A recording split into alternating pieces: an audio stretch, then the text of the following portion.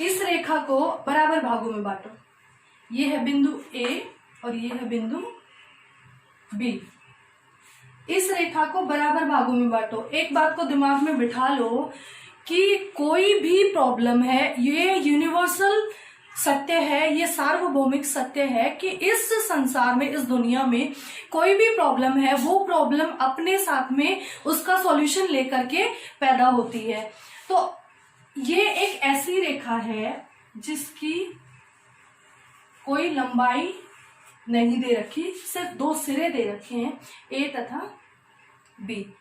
पहली बात तो ये कि इस तरह का क्वेश्चन आपके पेपर में आएगा नहीं, पहली बात। दूसरी बात, अगर आपके क्वेश्चन पेपर में इस तरह का कोई क्वेश्चन आ भी गया तो वो क्या करेगा, पर्टिकुलर आपको इस लाइन की, ये जो लाइन है ना, ये जो कर्व लिए हुए है, इसकी आपको पर्टिकुलर लंबाई बताएगा। क्योंकि क्वेश्चन सेटर जब भी होता है, पेपर सेटर जो भी होता है, वो हमेशा क्या करता है, जब पहले से उसके पास उस चीज का जवाब होता है तो वो क्वेश्चन देता है, ऐसे ही वो हवा में कोई क्वेश्चन नहीं दे देता।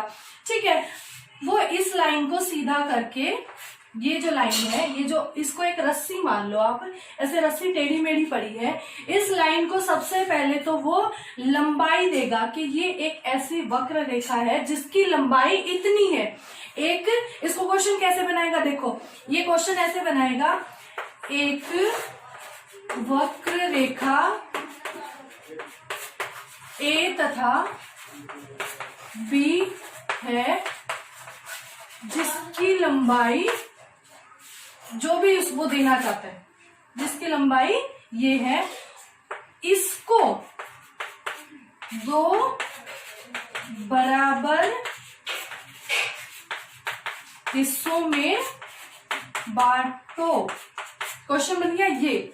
अब कोई भी क्वेश्चन सेटर क्वेश्चन पेपर को सेट करने वाला है, वो कोई भी कभी भी आधा अधूरा क्वेश्चन आपको नहीं देगा कि सिर्फ इस रेखा को दो भागों में बांटूंगी, बिल्कुल भी नहीं। ठीक है, पहले वो उस क्वेश्चन में उसकी लंबाई देगा, दो सिरे दे करके, दो बिंदु दे करके उसकी लंबाई देगा कि ऐसे ऐसे करके इस लंबाई में इसको प्रॉपर दो हिस्सों में, यानी कि बराबर दो हिस्सों में बांटो। तो वो कैसे बांटेगा, देखो इसको बराबर दो हिस्सों में कैसे बांटा जा सकता है, इस तरह की रेखाओं को बराबर दो हिस्सों में जब बांटा जाएगा, आप जब मैथ पढ़ते हैं तो उसमें आपको ग्राफ बनाने की जरूरत पड़ती है। आपके ग्राफ में क्या होता है, इक्वल, ऐसे छोटे छोटे करके इक्वल बॉक्स होते हैं।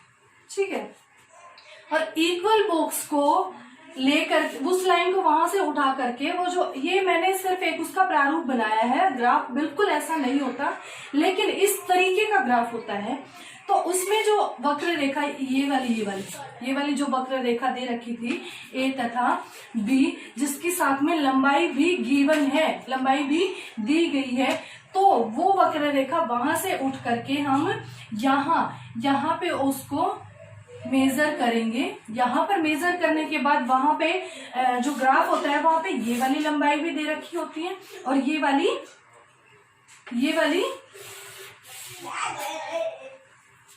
दोनों का पर्टिकुलर मेजरमेंट वहां पे दे रखा होता है। अब जब इस रेखा की लंबाई का हमें पता है और यहाँ पे हमें लंबाई गिवन है, यहाँ पे हमें लंबाई दे रखी है, तो हम उस दी हुई लंबाई के अकॉर्डिंग हम अपनी यहाँ पर एक वक्र रेखा लगाएंगे, और जो पहले से ग्राफ में लंबाई है, ग्राफ की अपनी खुद की लंबाई है, उसके अकॉर्डिंग इन बिंदुओं से, यानी कि इन बॉक्सेस के माध्यम से, उसमें पर्टिकुलर साइज का एक बॉक्स होता है। हर एक बॉक्स, जैसे ये एक बॉक्स है, दूसरा बॉक्स भी सेम साइज का होगा, तीसरा भी सेम, चौथा सेम, और ऐसे करके ये सारे बॉक्सेस सेम साइज के होंगे। ऐसे करके हम ऐसे जो वक्र रेखा है, जो कर्व रेखा है, उसको दो बराबर भागों में भी बांट सकते हैं और उस रेखा को हम पर्टिकुलर ड्रॉ भी कर सकते हैं।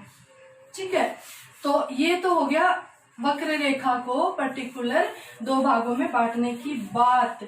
जब भी कोई आपको क्वेश्चन देगा, अगर आपका क्वेश्चन आधा अधूरा है तो वो आपको इक्वेशन पढ़ते ही समझ में आ जाएगा कि इक्वेशन में क्या दे रखा है। सबसे पहली बात मैं फिर कह रही हूं कि आपको सबसे पहले इक्वेशन पढ़नी होती है। इक्वेशन को 2 बार पढ़ो, 4 बार पढ़ो, इक्वेशन के टुकड़े कर करके उसको पढ़ो। आपके सवाल का जवाब आपके सवाल के अंदर ही निहित होता है। अब देखो यहाँ पे इसने एक बात कही कि वक्र रेखा एक ऐसी रेखा है जिसके प्रत्येक बिंदु पर उसकी दिशा में किसी विशेष नियम से बदलाव होता है। किसी विशेष नियम, यानी कि बिंदु पथ ये था, ये बिंदु पथ था। यहाँ पर हम चलते चलते वक्र रेखा की बात करेंगे, हम सीधी नहीं लेंगे। यहाँ पे चलते चलते चलते चलते ये रेखा नीचे घूम गई, ठीक है, ये रेखा नीचे घूम गई, फिर ये रेखा चलते चलते इधर घूम गई, ठीक है, इधर, फिर ये रेखा चलते चलते कहाँ घूम गई, इधर घूम गई। अब कोई मुझे ये बता दे कि क्या ये रेखा है, क्या ये एक आयत की आकृति नहीं है? ठीक है, अगर इसी रेखा को या इन्हीं आयत के इन कोणों को हम प्रकार के माध्यम से, डी के माध्यम से या सेट स्क्वायर के माध्यम से बनाते तो हम इसको क्या देते, आयत का एक नाम दे देते। लेकिन जब ये बिना किसी इंस्ट्रूमेंट के, बिना किसी औजार के, बिना किसी प्रकार डी और सेट स्क्वायर के माध्यम से ये बिंदु फ्लो करके, बह करके इस तरह की एक रचना का निर्माण करते हैं, तो क्या हम उसको आयत कहने से मना कर देंगे? हमने सबसे पहले जब बिंदु के बारे में बात की थी और रेखा के बारे में बात की थी, तो सबसे पहले बात ये थी कि आभासीय, आभास होता है हमें किसी भी चीज का। ये बिंदु लगा दिए और इन बिंदुओं के बीच में जो आभास हो रहा है, ये आभास हमें लाइन का आभास दे रहा है। अगर तो हम इस चीज के बिल्कुल पास में बैठे हैं तो हमें ये कर्व नजर आएंगे। अगर इसी चीज को हम 200 मीटर दूर या कितना ही भी दूर बैठ के देखेंगे तो जो आभास है वो हमें किस चीज का होगा, हमें आयत का आभास होगा, ना कि हमें इन वक्र का आभास होगा। पृथ्वी, ठीक है, तो मेरे हिसाब से वक्र रेखा का सवाल आपके समझ में आ गया होगा और वक्र रेखा का जो है कंफ्यूजन भी आपका क्लियर हो गया होगा। अब ये है ना, ये बिंदु है, ठीक है, इस बिंदु से मैं ऐसे करके इसको मैं मिला देती हूं, या एक बहुत ही प्रॉपर गोला हम ले लेते हैं। ये देखो, ऐसे करके हमने एक सर्कल बना लिया है, ठीक है, इसको हम सर्कल कहेंगे। लेकिन ये सही मायने में जब तक सर्कल नहीं है, जब तक हम किसी यंत्र की सहायता से उसको, ये यहां एक बिंदु लेंगे और प्रकार के माध्यम से, अब ये सर्कल है, अब ये सर्कल है बिल्कुल सेंटर। लेकिन ये सर्कल जब तक नहीं है जब एक बिंदु यहां से शुरू होके घूम करके जाके दूसरे बिंदु को उसी बिंदु से जाकर के मिला दे, उसमें मर्ज हो जाए, हम इसको जब तक सर्कल नहीं कहेंगे। सर्कल जब होगा जब हम किसी इंस्ट्रूमेंट की सहायता से उसकी प्रॉपर मेजरमेंट लेंगे। तो यही फर्क है वक्र रेखा में और इस तरह की कोई चाप। जब हम इसको ये डिवाइड करते हैं ना, ये हमने इंस्ट्रूमेंट की सहायता से एक कोण क्रिएट कर दिया। अब हम इसको कह सकते हैं कि ये अर्धचाप है और ये अर्धचाप है, और आधे आधे गोले मिलकर के एक पूरे सर्कल की रचना करते हैं। लेकिन मुक्त रेखांकन जब हम इस तरह की रेखाएं ले रही हैं, इस तरह की रेखाएं ले रहे हैं, इस तरह की रेखाएं ले रही हैं, तो ये क्या है, ये कर्व रेखा है। जब आप किसी इंस्ट्रूमेंट का इस्तेमाल करते हो, जब आप कोई यांत्रिक विधि का इस्तेमाल करते हो, तब उस चीज को आप किसी बंधन में बांध सकते हो। नहीं तो ये सारी रेखाएं, ये सारी ये जो आभासीय रेखा है, ये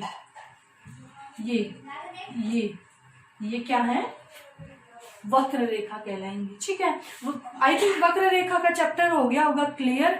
जहां तक मुझे लगता है कि आपको वक्र रेखा समझ में आ गई होगी। फिर भी अगर वक्र रेखा में कोई डाउट है तो आप मुझे बता सकते हैं, आप अपना सुझाव दे सकते हैं। लेकिन मैं याद दिला दूं कि 9वीं क्लास और 10वीं क्लास के बच्चों के लिए इतने टिपिकल क्वेश्चन कोई नहीं देता, इतनी टिपिकल बातें कहीं भी नहीं आती।